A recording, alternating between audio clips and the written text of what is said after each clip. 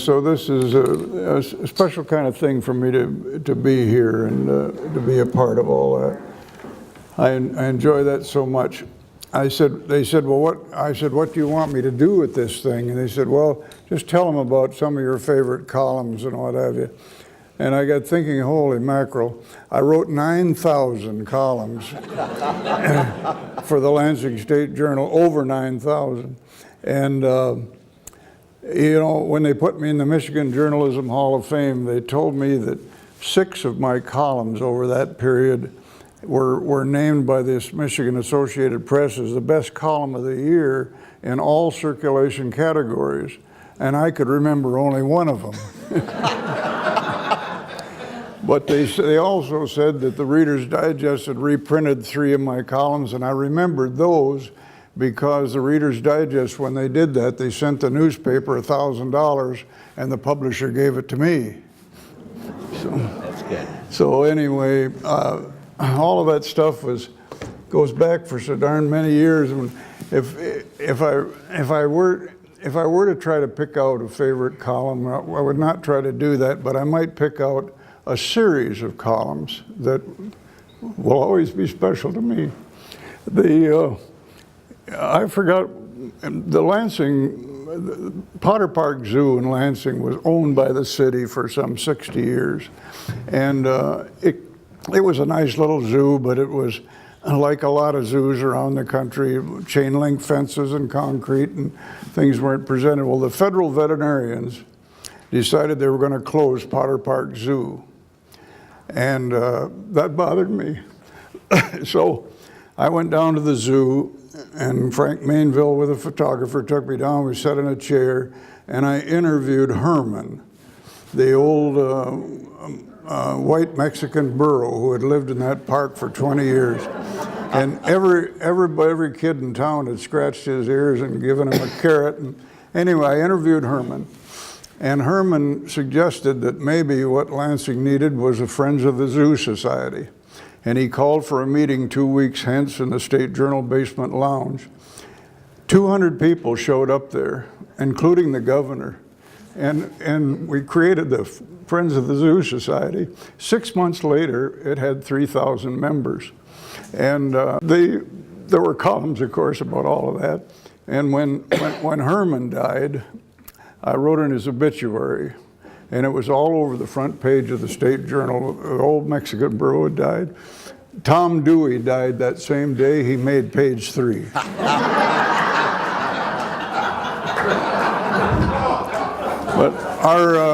But the zoo was much loved by the people. Since then, of course, there's been a lot of bond issues, and people have overwhelmingly supported the zoo. And they went around town and sold those Herman buttons for 50 cents a piece until they had $5,000 to buy a baby elephant.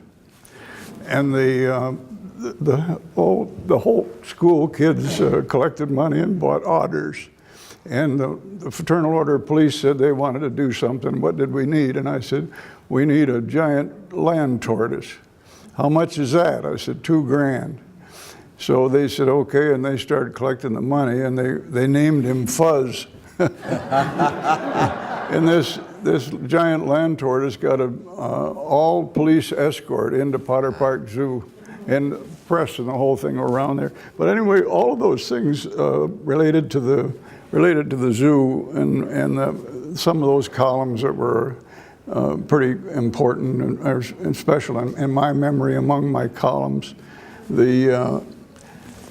Today, of course, it's important. I think the Historical Society and some other people around town need to come to grips with one thing that they have overlooked, and that is that only MSU football has a bigger annual attendance in the Lansing area than Potter Park Zoo.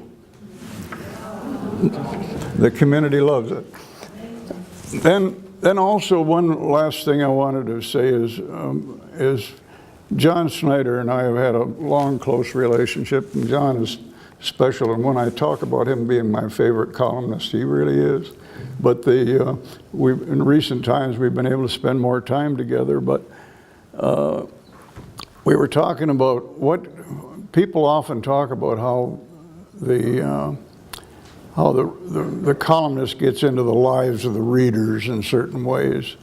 And I guess that's all true to some degrees. I've had phone calls, 4 or 5 of them, where people are going to, they call, in desperation, call their favorite columnist, and they want to commit suicide and things of that kind. And I used to get Neil Hunter, my neighbor, at my desk, and when I'd get one of those people on the phone, I'd talk to him, and he would get the cops to their house, and we saved a few lives. But on 2 occasions, while I was talking to people, they blew their heads away with a shotgun. And so a columnist gets into the lives in a different kind of way. But what nobody talks much about, and John and I understand this pretty well, is how the readers get into the columnist's life. I remember at the State Journal, one particular column episode, there was a little girl named Alicia Rouse. She was 4 or 5, something like that, and she was a daughter of a state police trooper, and she was at Sparrow Hospital, and she had a rare blood disease, and the only way they could save her life, excuse me, was to remove her legs. And it was a terrible thing for everybody, of course, and so I wrote a column, excuse me, this makes me too emotional. I wrote a column about Alicia, and at the tail end of it, I said, wouldn't it be nice if the Onlooker readers could drop her a line, you know, do something to, so before it was over with, the next week, the Sparrow Hospital had to move everything out of her room. She got a whole room full of stuffed animals. She got, kids sent her a stick of gum. They emptied their piggybacks to help her.